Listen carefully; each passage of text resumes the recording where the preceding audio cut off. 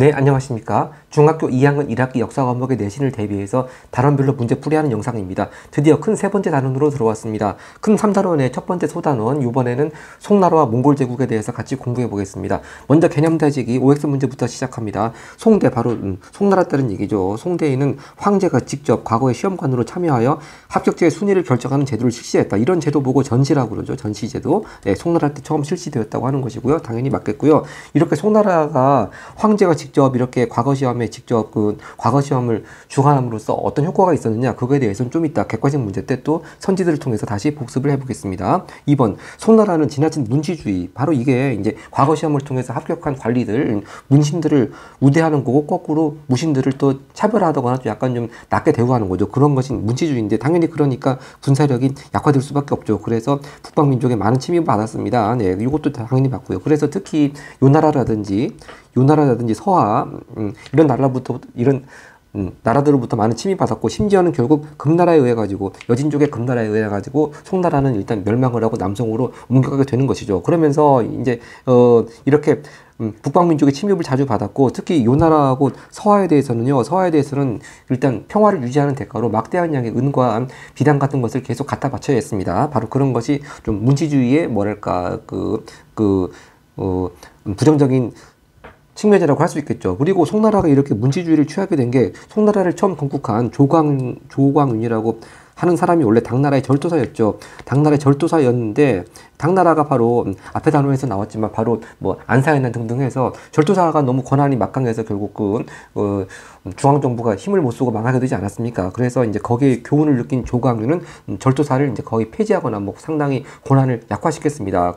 그러면서 이제 그 반사작용으로 문시주의를 이렇게 하게 되었는데, 하여튼 그 결과 이렇게 군사력이 많이 약화되었다고 하는 것이죠. 그 다음 3번을 보겠습니다. 네, 거란이 세운 금나라는 송과 고려를 침략하였다는데, 이제 이 송나라 시대가 어려운 거예요. 이게 송나라 시대 때 북방민족들이 아까도 봤듯이 요나라도 있고 서하도 있고 금나라도 있고 또 몽골도 나옵니다. 그러니까 이 요나라, 서하, 뭐 금나라, 몽골 이런 나라들이 서로 얽히고 설켜가지고 주어, 목적어, 부사어 그런 거를 살짝 바꿔치기 해가지고 충분히 어려운 문제로 낼 수 있습니다. 특히 나중에 또 객관식 문제 보겠지만 지도까지 나와 있으면 더 어렵죠. 그러니까 충분히 그 각각 주체 또 객체 뭐 이런 거 충분히 잘 구별을 해야 되겠습니다. 자, 일단 거란이 세운 나라는 금나라가 아니고 요나라입니다. 요나라. 바로 요나라가 이렇게 송나라도 침략하고, 아직 이제 중학교 2학년은 한국사를 배우지 않았습니다만, 나중에 한국사 배우게 되면은 나중에 강감찬엔 귀지대첩도 있고, 뭐 그에 앞서가지고 서희의 강동육주 단판도 있고요. 이렇게 고려까지 침략을 했습니다. 네, 땡이고요.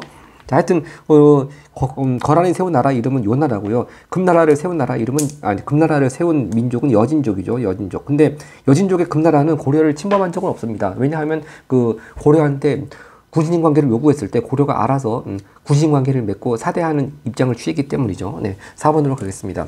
자, 이런 북방민족은 독자적인 문화와 풍속을 유지하기 위해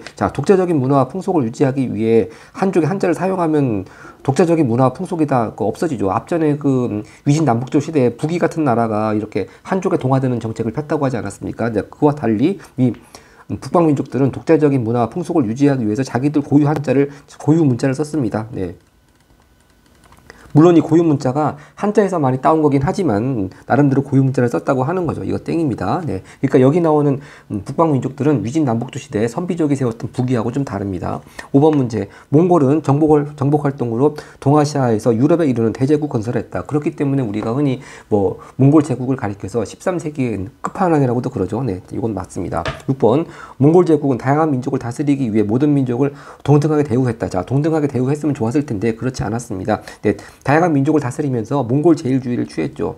예, 몽골 제일주의. 그래서 제일 우대한 민족이 몽골족이고, 뭐 그 다음이 생목인 그런 또 일종의 마치 인도의 카스트 제도 같은 그런 등급에 대해서는 좀 이따 문제 나올 때 같이 보겠습니다. 이건 땡입니다. 이렇게 모든 민족들을 동등하게 대우하지 못하고 차별했기 때문에 오래 못 갔다는 거죠. 7번입니다. 몽골 제국 시기에는 육상 및 해상 교통로가 발달하여 동선 문화 교류가 활발했다. 이거 당연히 맞는 말이 되겠습니다. 그 다음 짝짓기 문제 보겠습니다. 네, 먼저 8번으로 어느 민족이 어떤 나라를 세웠는지 짝짓기 하는 겁니다. 일단 그 순서 나중 문제고, 먼저 어느 민족이 어떤 나라를 세웠는지 일단 주체부터 먼저 정리가 필요합니다. 거란족이 세운 나라 이름은 요나라고요. 여진족이 세운 나라 이름은 금나라고요. 탕구트족이 세운 나라는 서하입니다. 네. 자, 그리고 일단 또 순서가 중요합니다. 이게 송나라 시대에 많이 어려운 게 또 이게 순서가 서로 얽히고 설키니까 어느 나라가 먼저 망했냐 그런 것도 상당히 어렵죠. 일단 세워진 순서부터 먼저 일단 정리를 해 나가 보겠습니다. 보통 거란하면은 뭐 10세기 초반에 세워졌다고 하고 뭐 여진은 11세기 전반 뭐 그렇게 얘기하는데 그렇게 뭐 몇 세기 전반 초반 그렇게 하면 더 헷갈립니다. 차라리 연도로 알아두는 게 제일 편할 수도 있죠. 그래서 거란족이 요 나라를 세운 때는요. 거란족이 요 나라를 세운 때는 916년입니다. 그래서 야율야보기가 거란 부족을 통일하고 요 나라를 나라 이름을 요라고 했고요. 그 다음에 두 번째가 이제 탕푸트족의 이원호라고 하는 사람이 서하라는 나라를 세운 거는 이때는 1038년입니다. 그러니까 11세기 전반이라고 말해야지죠. 그 다음에 여진족의 아구타가 여진 부족을 통일하고 역시 금나라라고 나라 이름을 정할 때는 1115년이 되겠습니다. 그러니까 이 나라 이름으로 치자면은 요 나라가 제일 처음 세워졌고 그 다음 서하 금나라 이런 순서가 되겠습니다. 일단 망한 차례는 또 나중에 또 보고 그래서 처음 세워진 순서 이렇게 먼저 구별을 하겠습니다. 그 다음 이제 9번입니다. 바로 송나라 때 아까 전에 OX 1번에서 봤듯이 황제가 직접 과거 시험 주관하는 전시제도 송나라 제도고요. 그리고 방금 봤듯이 원나라가 몽골인만 제일 최고로 대우하는 정책 몽골 제일주의 이렇게 짝을 지었습니다. 그 다음 단답형 문제 보겠습니다. 먼저 10번 송나라의 과거제 개혁으로 새로운 사회 지배층으로 성장한 세력은 사대부라고 그러죠. 사대부. 물론 조선시대에도 사대부라는 명칭을 쓰기도 했고 이런 명칭은 송나라 때 처음 등장을 했습니다. 네. 그 다음에 11번입니다. 사람 이름이네요. 송나라의 국가재정을 확보하고 군사력을 강화하기 위한 계획을 단행했다. 바로 송나라 때 무슨 개혁 그러면 바로 대표적인 인물 왕안석이 되겠습니다. 그리고 이런 개혁을 왜 했냐? 바로 여기 나왔지만 국가재정이 상당히 약화됐습니다. 국가재정이 왜 약화됐냐? 앞전에 봤지만 그렇게 북방 민족들하고 평화를 유지하는 대가로 계속 막대한 은과 비단 같은 것을 바치다 보니까 상당히 국가재정이 약화됐죠. 그래서 그런 많이 부족해진 국가재정을 확보하고 여러 가지 또 군사력을 강화하고 한마디로 말해서 부국강병이죠. 부국강병. 그런 개혁을 왕안석이 추진하려고 했습니다만 역시 반발에 부딪혀서 실패했다고 하는 것이고요. 12번에 갑니다. 송대 발달한 유학종 이거 되게 중요하죠. 우주의 원리와 인간의 본성을 탐구하는 학문 성리학이 되겠습니다. 성리학 이것이 이제 고려 후기 때 우리나라에 들어왔고 또 조선의 지배 이념이 된 것이죠. 네. 자, 송나라 때 아직 송나라가 금나라한테 망하기 전에 이때 일단 성리학이 발달하기 시작했고 나중에 이제 송나라가 남쪽으로 쫓겨내려간 남송 때 주희라고 하는 사람이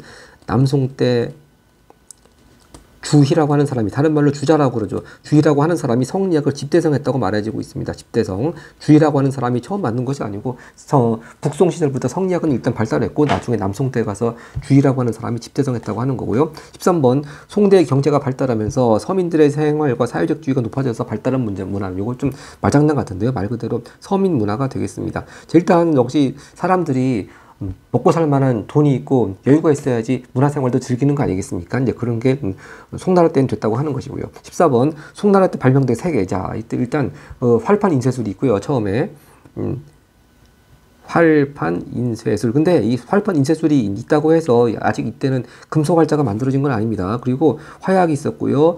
나침판이 있었습니다. 네, 이렇게 활판, 인쇄술, 화약, 나침판 다 송나라 때 발명됐고요. 여기서 또 만약 시험 문제에 또 오답선지로 낚으려고 하기 쉬운 게 혹시 종이. 자, 종이는요. 종이를 만드는 기술, 제지술. 네, 제지술은 어느 나라 때 처음 발명됐습니까? 바로 후한시대 때 이미 발명됐죠. 후한시대 때. 네, 후한시대 때 채준이라고 하는 사람에 의해 가지고 발명되었고 탈라스 전투를 통해서 이슬람 세계에도 전파되게 되었다고 했습니다. 하여튼 송나라 때 발명된 게 활판, 인쇄술, 화약, 나침판이고요. 제지술은 아닙니다. 제지술은 후한 때입니다. 그 다음 15번 갑니다. 15번 여진이 세운 그러니까 바로 금나라죠. 금나라. 여진이 세운 금나라는 송과 연합하여 자 누구를 멸망시켰냐면 맨 먼저 요나라부터 멸망시켰습니다. 거란이 세운 요나라를 멸망시켰는데 자 이제 여기서 좀 약간 원칙적으로야 송과 연합을 하고 서로 동맹을 맺어가지고 요나라를 멸망시키고 이때가 1125년입니다. 1125년에 결국 요나라 멸망했는데요. 이때 송나라가 금나라한테 지킨 약속을 금나라하고 한 약속을 거의 지키지 않았습니다. 그리고 이렇게 금나라 사실상 혼자 요나라를 멸망시킨 것이지 송나라가 도와준 건 거의 없습니다. 그러니까 여러 가지로 괘씸하고 하니까 또 금나라가 곧바로 좀 송나라를 공격을 합니다. 그래서 결국 송나라도 멸망을 하고 화북지방은 금나라의 여진족이 차지하겠다고 하는 것이죠. 그래서 송나라를 완전히 화북지방에서 몰아내고 송나라가 남성으로 쫓겨간 때가 1127년입니다. 그러니까 요나라 망한 지 금방 2년밖에 안 되고 진짜 아주 파죽지세로 이렇게 딱 화북지방을 차지한 것이죠. 하여튼 다시 한번 정리할 것이 자 여진족이 세운 금나라가 일단 거란족 먼저 요 나라 먼저 멸망시키고 1125년 그 다음에 1127년에 송나라까지 남쪽으로 몰아내고 화북지방을 차지했습니다. 그러니까 나중에 보겠지만 중국 지도에서 화북지방 즉 창장강 이북지방 같은 그런 부분이 나올 때 밑에 남송이라고 써있고 위에 이렇게 아주 큰 또 만주까지 차지하고 있는 북방민족의 나라가 나오면 이건 금나라다. 그렇게 일단 감을 잡아야 되겠습니다. 그 다음 16번입니다. 북방민족들은 중국의 영향에서 벗어나 자신들만의 문화를 지키기 위해 아까 했는데 그렇죠. 아까 전에 OX에서는 그 한족의 한자를 사용했다. 그렇게 한 것이 X라고 그랬죠. 한족의 한자를 사용한 것이 아니고 자기들 고유 문자를 만들었다고 했죠. 물론 한자도 같이 병행해서 사용을 했겠죠. 17번입니다. 자, 무슨 칸은 자 바로 여기 몽골 제국은 최고 우두머리를 가리켜서 칸이라는 표현을 쓰죠. 칭기스 칸 그렇게 특히 칸 중에서 이제 중학교 시험에서 잘 나오는 사람은 구별해야 될 사람들은 바로 칭기즈 칸과 5대 칸이라고 하는 쿠빌라이 칸이 있습니다. 바로 이 쿠빌라이 칸 얘기입니다. 바로 쿠빌라이 칸은 수도를요 대도 지금의 베이징으로 옮기고 나라 이름을 원으로 고쳤습니다. 바로 이게 쿠빌라이 칸. 자 이때가 연도를 보충해서 말씀드리자면은 이렇게 수도를 카라코룸에서 대도 베이징으로 옮기고 국호를 원나라로 바꾼 때가 1271년이 되겠습니다. 네. 그 다음 18번 문제입니다. 원대 몽골인 다음으로, 그러니까 몽골인이 제일 높은 등급이고요. 제일 가장 우대받는 민족이고, 몽골인 다음으로 우대받는 사람들로 재정과 경제 실무 담당한 계층 바로 생목인이라고 그러죠. 생목인. 눈동자에 색깔이 있는 것처럼 보인다고 그래가지고 생목인입니다. 주로 서역에서 온 사람들을 가리키는 말이었습니다. 그래서 제일 1등급이 몽골 민족, 2등급이 생목인입니다.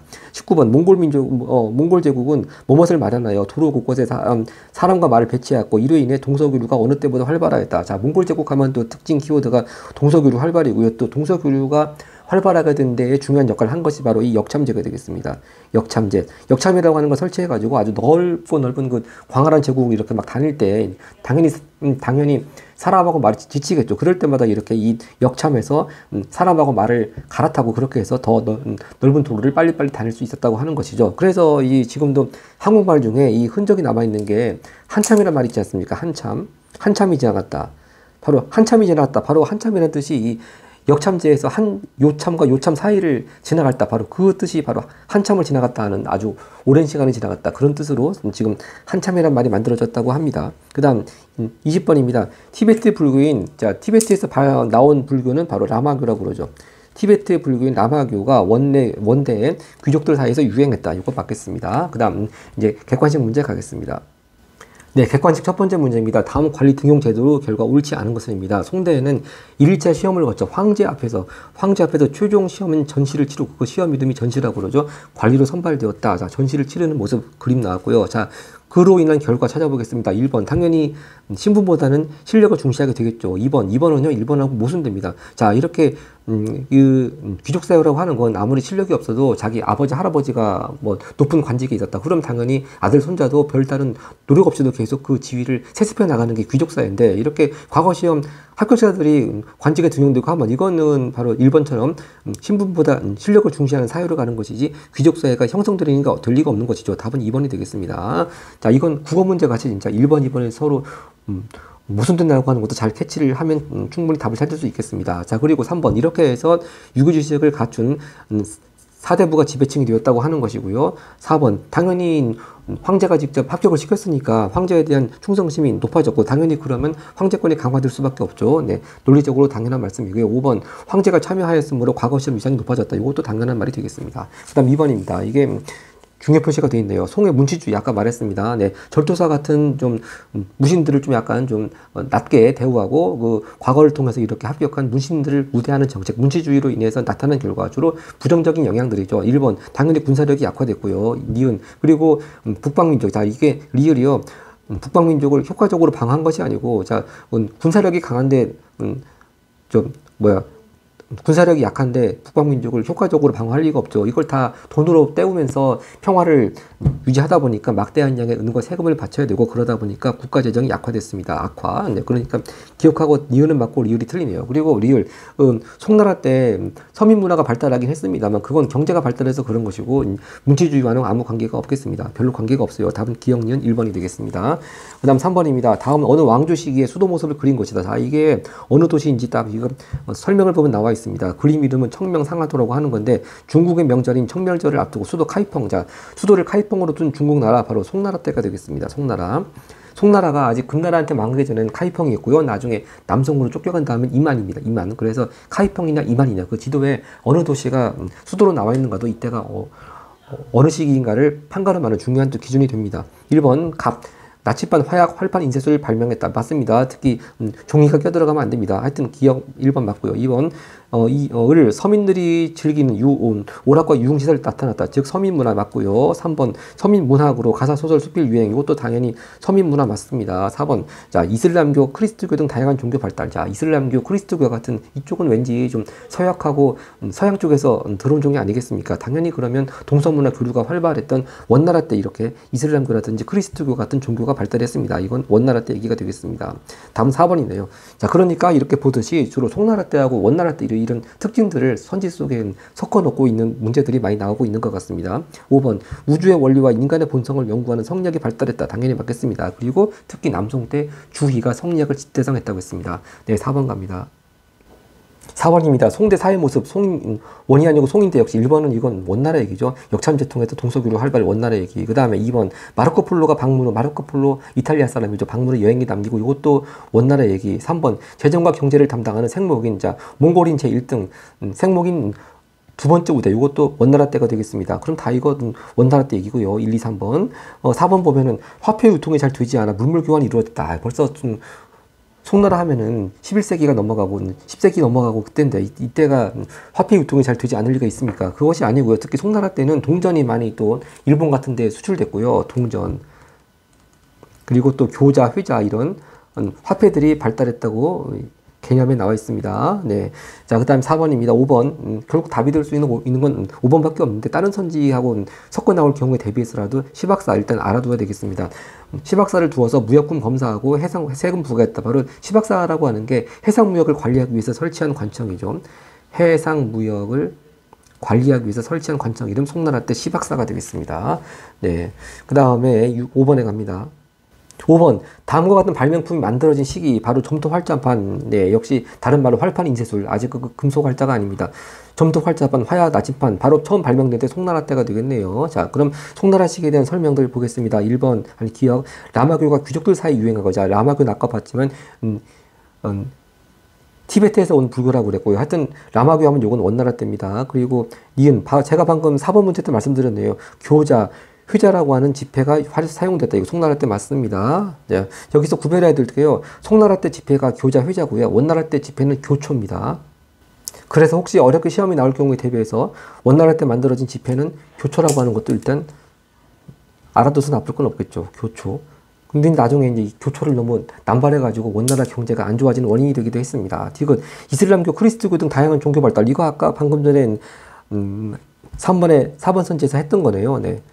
3번에 4번 선지에서 아까 봤던 얘기입니다. 니은 읽은 답은 벌써 나왔습니다. 니은 디귿이고 답은 3번이 되겠습니다. 자, 마지막 리을 보면요. 인형극, 잡극 등을 제가 거꾸로 얘기했네요. 지금 송나라 얘기하고 있으니까 당연히 디귿은 아니죠. 이건 원나라 얘기고 답은 니은하고 리을이니까 답은 니은하고 리을 4번이 되겠습니다. 그래서 아까도 개념대책에서도 봤지만 인형극, 잡극 등을 공연하는 전문 공연장이 이미 송나라 때부터 발달했습니다. 서민문화의 하나죠. 그리고 6번입니다. 계속 송나라 때 문제입니다. 송대 문화에 대한 설명으로 옳은 것은 입은 바투타 여행기 뭔가 외국 사람 들어와가지고 여행하고 다 이런 건 원나라 이미지하고 맞습니다. 이거 아까 마르코 폴로 동방견문록도 나왔지만 이분 바투타 여행이 역시 원나라 때 되겠고요. 2번 바로 2번이 답이네요. 성리학의 통치 이념으로 자리 잡았습니다. 3번 노래와 연극이 합쳐진 원곡.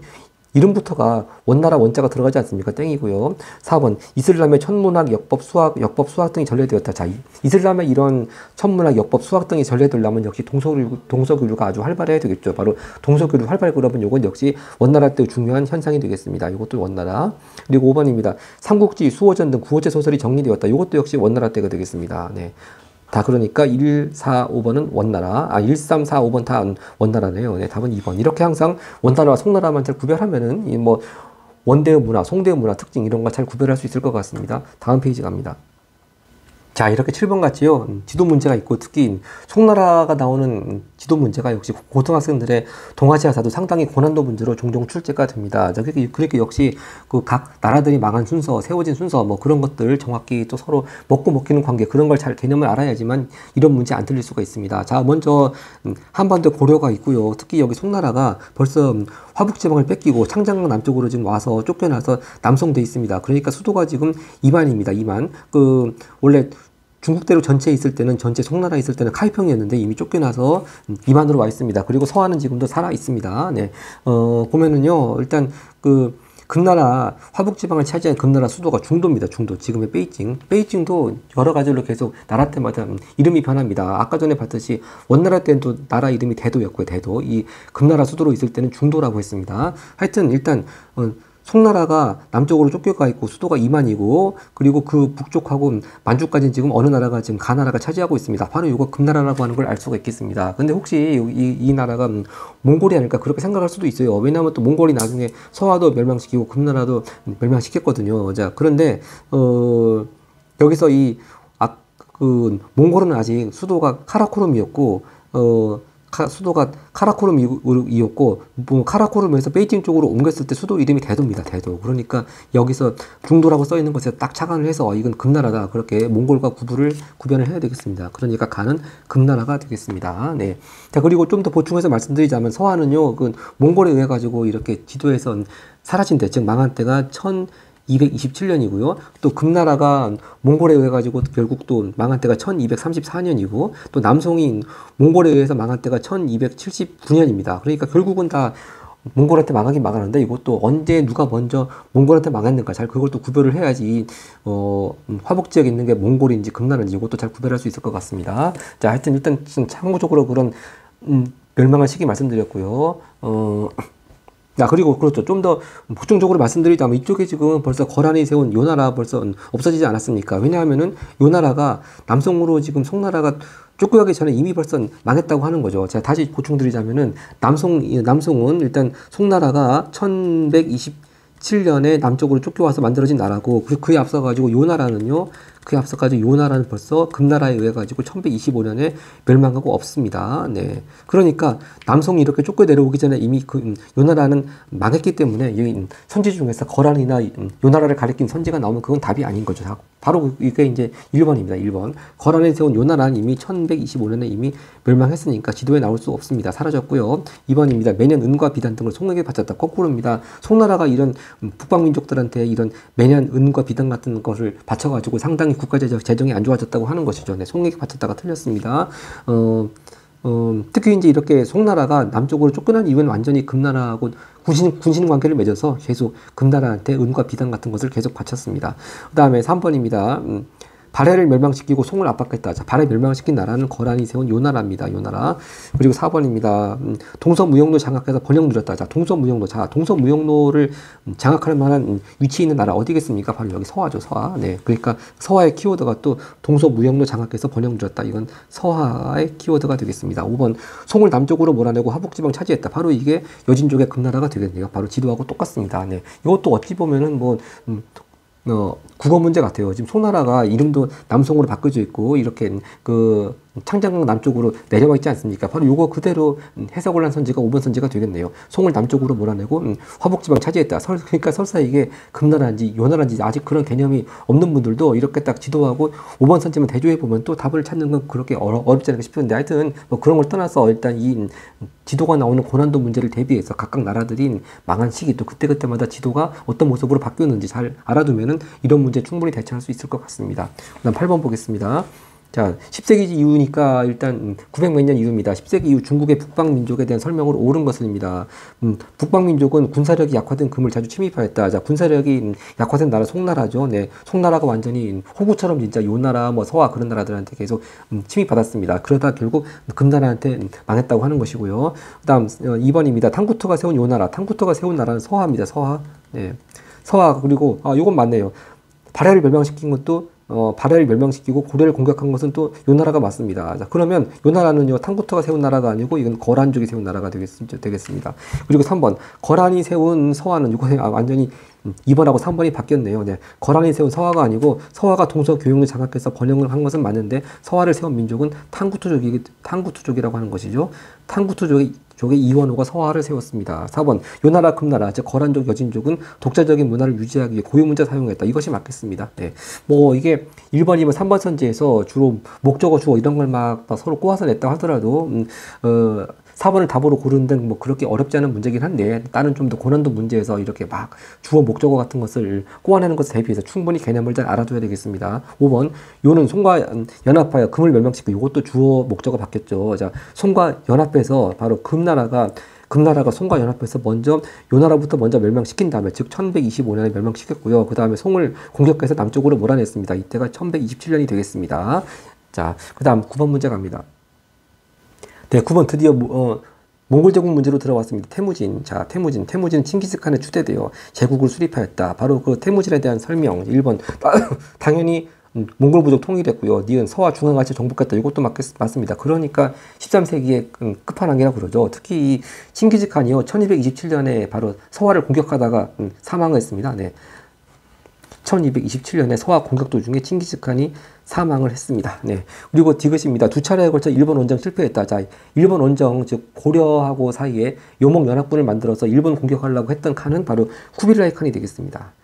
쿠빌라이 칸. 그러다가 태풍에 막혀가지고 다 실패했죠. 이때가 1274년하고 81년이고요. 하여튼 뭐 연도는 중요하지 않은 것 같고, 일본 원정 두 차례 공격했다가 실패한 칸, 쿠빌라이 칸, 요것만 구별하면 될 것 같고요. 또 역시 리을도 마찬가지입니다. 수도를 카라코룸에서 대도로 옮기고 국호를 원나라로 바꾼 사람 역시 쿠빌라이 칸이 되겠습니다. 네. 하여튼 답은 기억니은 1번이 되겠네요. 네. 위로 올라갑니다. 네, 바로 10번, 11번 그림은 바로 몽골 제국이 이렇게 여러 민족들 다 동등하게 대우하지 않고 차별한 거, 바로 몽골 제일주의 그런 등급이 나와 있습니다. 그러니까 지배계층이 몽골이라고 가민족이 있고, 그 다음에 또 피지배계층이 또 한인들하고 나민족이 있습니다. 그럼 먼저 10번 문제는 가신분에 대한 겁니다. 가는 바로 이게 두 번째 계층이었죠. 생목인입니다. 생목인. 자, 이렇게 몽골인이나 생목인이나 진짜 이 사람 숫자로 지금 비율을 차지하는 비중을 표시하고 있는데, 진짜 뭐 차지하는 비중은 별로 많지도 않죠. 근데 이 사람들이 지배계층을 이루었다고 하는 것입니다. 자, 생목인 보면 1번입니다. 사대부 계층 주요 관직 독점. 자, 사대부 얘기 나오면 이거 송나라 때 얘기고요.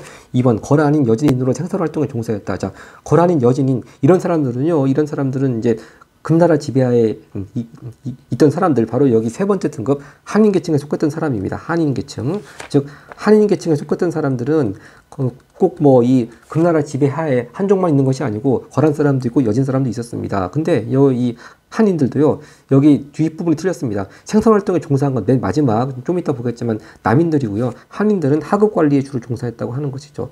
하급관리에 종사했다고 하는 것이고, 생산활동에 종사했다고 하는 건 맨 아래층에 있는 남인이 되겠습니다. 남인. 그 다음 3번입니다. 다수의 한인과 함께 피지배층이 이루었다. 벌써 이미 가가 지금 지배계층 칸에 있는데 무슨 말도 안 되고요. 네, 다수의 한인과 함께 피지배계층 이룬 사람들 역시 남인이 되겠고요. 그 다음 4번입니다. 서역 출신으로 재정과 경제 실무 담당했다. 이거 바로 생목인에 대한 설명 받겠습니다. 5번 남송 지배하에 있던 한족으로 최하층 신분이었다. 이것도 남인이 되겠습니다. 그러니까 2번, 3번, 5번 선지가 다 바로 이렇게 남송 지배하에 있던, 즉 창장강 이남에 살던 한족들 최하층 신분, 그리고 바로 이 사람들은 생산활동에 종사했다고 하는 것이죠. 남인을 가리키는 말이 되겠습니다. 바로 이제 남인에 대한 문제가 11번 문제가 되겠습니다. 11번이 제일 아래 계층의 남인에 대한 문제 되겠습니다. 당연히 최하층에 있으니까 심한 차별과 억압받았겠죠. 그리고 니은 다양한 외국인으로 구성되었다. 아까 외국인 얘기 나오는 건 서역 사람들 주로 생목인 말하는 것이고요. 그다음 디귿, 마지막까지 원에 저항했던 민족. 그렇죠. 원나라한테 가장 마지막으로 망한 나라가 남송이었습니다. 남송이 굉장히 30년, 40년 동안 전쟁하다가 1279년도에 멸망했습니다. 그러니까 다른 요 나라니 서한이 금나라 중에서 가장 나중에 망한 나라입니다. 남송. 그러니까 답은 디귿 맞습니다. 그리고 리을입니다. 인구 중 가장 적은 비중 차지하던 계층. 이건 바로 도표만 보더라도 가장 밑에 남인들이 가장 많은 비중을 차지하고 있지 않습니까? 그러니까 딱 그림하고 대조만 해봐도 4번은 땡기겠습니다. 예. 그다음 이제 그렇죠. 그러니까 기억하고 디귿이니까 기억하고 디귿이니까요. 답은 2번이 되겠네요. 그 다음에 12번 문제 보겠습니다. 네. 원나라 문화에 대한 설명으로 옳은 것은, 자, 그러니까 몽골 제국이 그 중국을 지배하는 그 나라 이름을 원나라로 바꾼 거 아까 쿠빌라이칸이라고 일단 했고요. 그 원나라 문화입니다. 1번 동아시아 문화권 형성에 기여했다. 그 원나라는요 동서 교류를 활발하게 한 나라인데 그냥 동아시아 문화권에만 한정돼 있었다고 하는 건 좀 어울리지 않죠. 이 동아시아 문화권 형성에 기여한 나라는 앞전 단원에 나왔습니다만 당나라입니다. 당나라. 그리고 기왕 말 나온 김에 동아시아 문화권을 나타내는 또 네 가지의 또 중요한 또 시그니처 같은 지표들이 있죠. 바로 한자가 있었고 그다음에 율령체제, 그러니까 뭐 삼성육부제도, 과거제도 같은 거 율령체제가 있고 그다음에 유교가 있고 불교가 있고 이런 것들이 우리나라, 중국, 뭐 일본, 베트남까지 포함해서 아주 동아시아 공통된 문화 요소가 된 것이죠. 바로 그런 면에서 이런 동아시아 문화권 형성에 또 당나라가 많은 기여를 했다고 하는 것이고요. 2번 귀족 사이에서 라마가 유행했다. 이거 계속 나오고 있습니다. 답 2번이네요. 3번 대표적인 시인으로 202보 있었다. 202보 같은 시인이 활약할 때 역시 당나라 때고요. 4번 활판 인쇄술, 화약 나침반 발명했다. 발명한 건 송나라고. 근데 역시 원나라 들어와서 동서교류가 활발하게 되니까 멀리 서역이라든지 이슬람 쪽까지 이런 게 전파는 됐죠. 그렇지만 처음 발명한 거는 송나라 때가 되겠습니다. 5번 둔황, 윈강 등의 대규모 석굴 조성. 바로 이거 아주 불교를 장려했던 위진 남북조 시대 때 화북을 통일한 북이 때의 또 키워드죠. 북이 때 아주 불교를 장려하면서 이런 윈강 사업, 윈강 석굴, 둔황 석굴, 대규모 석굴 조성했습니다. 이건 북이 때. 네. 그 다음에 고난도 문제 가겠습니다. 네, 13번은요, 다음 글을 통해 공통적으로 알 수 있는 원나라 문화 특징입니다. 자, 벌써 이탈리아 상인이 나왔네요. 대표적인 사람으로 바로 마르코 폴로 들 수 있겠죠. 그 다음에 두 번째 동그라미 점 아래 보면은 또 각 지방으로 간 주요 도로에 역참 설치되어 있다. 이것도 당연히 이제 동서교류를 활발하게 하고 있는 모습이 되겠습니다. 이건 서술형으로도 뭐 답쓰기 그렇게 어렵지 않을 것 같아요. 답은 바로 2번이 되겠습니다. 동서교류가 활발하겠다. 일단 귀족 문화가 발달했다고 하는 건 주로 당나라 때가 해당되는 얘기죠. 그래서 당나라 문화하면 국제적 귀족적 그런 것이고, 물론 원나라 때도 물론 귀족 문화가 있긴 있었겠죠. 근데 이렇게 이탈리아 상인이 나오고 역참 나오고 하면 이건 바로 가장 정확하게 포섭할 수 있는 것이 바로 동서교류 활발이 되겠습니다. 그리고 3번 동아시아 문화권 형성되었다. 이것도 아까 봤던 당나라 얘기하는 것이고요. 그리고 5번 선지 보면은 군사력이 약화돼서 주변 민족에 침략되었다. 바로 그거 송나라 때 얘기하는 거죠. 군사력이 약화되는 원리는 문치주의를 취했기 때문에 이렇게 군사력이 약화될 수밖에 없었고 그렇기 때문에 많이 북방민족한테 시달렸다는 말이 되겠습니다. 그 다음에 14번 갑니다. 다음 걸 통해 알 수 있는 송과 원의 문화 공통점입니다. 송과 원. 지금까지는 송나라 따로 원나라 따로 그렇게 나왔는데 이제 문화적 공통점 찾고 있습니다. 자, 먼저 수도 카이펑. 카이펑 하면은 송나라 아직 남송으로 쫓겨나기 전에 도시 수도 이름이 송나라 카이펑입니다. 카이펑 등 대도시에는 오락거리 밀집되어 있고 전문 공연장 바로 서민문화죠. 여기 또 원나라 때 가서는 구어체 소설 정리되고 이 구어체 소설 한번 생각나는 거 말해볼까요? 삼국지 수호전 또 손오공에 나오는 서유기인 다 이런 것들이 원나라 시대 때 정리가 된 것들입니다. 또 노래 연극이 합쳐진 형태, 희곡, 원곡. 자, 그러니까 이거 좀 두 개 있는 거 다 합하면 바로 1번 선지 같이 서민문화 발달 그대로 답이 나오네요. 네. 특히 여기서 3번 선지 국가의 후원을 받으면 불교가 유행했다. 이거 아까 전에 둔황 석굴, 윈강 석굴 얘기 나왔던 바로 북이에 딱 맞는 얘기고요. 그 다음에 국제적 개방적 성격 문화. 요거는 이제 원나라만의 문화 특징이겠죠. 네. 아직 송나라 때는 그렇게 개방적이라고 볼 수가 없겠습니다. 그리고 5번 선지 유교 경전을 정리 연구하는 훈구학. 유교의 여러 뭐라고 해야 되나 학파라고 해야 되나 그런 것 중에서 주로 경전을 정리 연구하면서 경전 뜻을 해석하는 그런 학문 그런 유학이 발달한 것은 한나라 때가 되겠습니다. 한나라. 자, 그리고 이제 서술형 문제로 가겠습니다. 네, 15번입니다. 송나라 과거제 개혁해서 황제가 직접 시험관으로 참여했습니다. 이것이 바로 전시라고 하는 것이죠. 무관보다 문관을 우대하는 문치주의 정책 펼쳤다. 자, 그럼 먼저 이 작은 1번 문제가 이 문치주의 정책을 실시하면서 일어난 결과 서술하라고 했으니까 국방력 약화, 북방민족 침입 그런 거 잘 정리해서 쓰면 되겠습니다. 한번 제가 답을 적어 보겠습니다. 네, 이렇게 정리하면 되겠죠. 문치주의의 영향으로 결과로 일단 군사력이 약화되었고 또 그러다 보니까 북한민족의 위협에 많이 시달렸고 또 그러다 보니까 일단 평화를 유지하는 대가로 해마다 많은 양의 은과 비단 바쳐였다. 그리고 좀 더 쓴다면 그럼으로써 국가 재정은 더 악화되었다. 그렇게 연결되겠죠. 그 다음 이제 니은보입니다. 니은이 바로 이 과거 제도의 결과 송나라에서는 황제권이 강화되고 새로운 지배층 등장했다. 바로 새로운 지배층 이름 사대부 계층이 되겠죠. 사대부 계층. 일단 딱 사대부 계층 썼고요. 그 특징을 두 가지 쓰라고 하니까 한번 정리를 해보겠습니다. 네, 이렇게 유교적 소양을 갖추었으며 과거를 통해 정계 진출했다. 간단히 4대 계층 특징 정리가 되겠습니다. 그 다음 16번 갑니다. 자, 북방민족입니다. 북방민족이 다음과 같은 문자를 사용한 이유 서술을 하시오. 자, 거란 문자, 서한 문자, 여진 문자 다 고유 문자가 있죠. 그리고 거의 한자를 본떠서 만든 것 같은데 하여튼 그 이유 뭐 자기들 독자적인 문화를 유지하기 위해서 그런 취지로 답을 잘 쓰면 되겠습니다. 네, 이렇게 16번 답은 그렇게 어렵지 않습니다. 이런 북방 민족들이 이런 고유 문자 사용한 이유 독자적인 문화를 유지하기 위해서 간단히 쓰면 되겠죠. 네, 오늘 영상의 마지막 17번 문제 보겠습니다. 밑줄 지인 민족 차별 정책을 가리키는 말을 쓰고 민족 차별 정책 남송을 멸망시키고 중국 전역을 지배하게 된 원나라 바로 몽골족이죠. 민족 차별 정책을 실시했다. 그 이름 몽골 제일주의라고 하죠. 몽골 제일주의라고 하고요. 자, 그 몽골 제일주의의 당시의 주민 구성 아까 전에 그 10번 11번 문제에서 간단히 그림 도표로 나왔습니다만 그걸 잘 풀어가지고 쓰면 되겠습니다.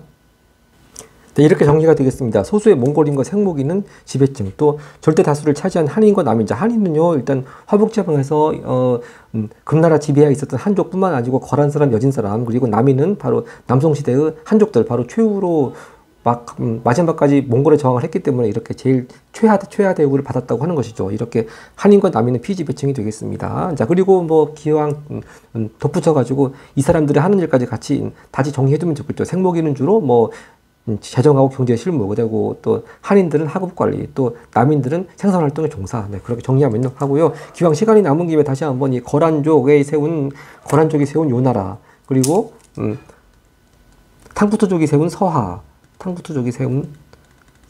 그리고 여진족이 세운 금나라, 바로 언제 때 이렇게 나라가 세워져 가지고 언제 멸망했나 다시 한번 그 연도를 통해 가지고 정확히 순서 서로 비교해 가면서 정리하면서 마치겠습니다. 먼저 거란족이 세운 요나라는요 916년에 세워져 가지고 거란족 통일했다가 바로 1125년에 금나라에 의해 가지고 멸망했습니다. 그리고 탕푸트족이 세운 서한은요 1038년에 세워져 가지고 몽골에 의해 가지고 징기스칸의 공격을 받아서 1227년에 멸망했습니다. 그리고 여진이 세운 금나라는요 1115년에 아구타가 여진족을 통일했고 나중에 몽골에 의해 가지고 역시 1234년에 멸망했습니다. 자, 이렇게 연도를 확실히 알아두면요 어느 나라가 먼저 세워지고 먼저 망하고, 그러면 또 지도를 봤을 때 이건 지금 어느 나라가 이전 때구나, 이미 멸망했을 때구나, 그렇게 쉽게 구별이 될 수 있겠습니다. 네, 고맙습니다.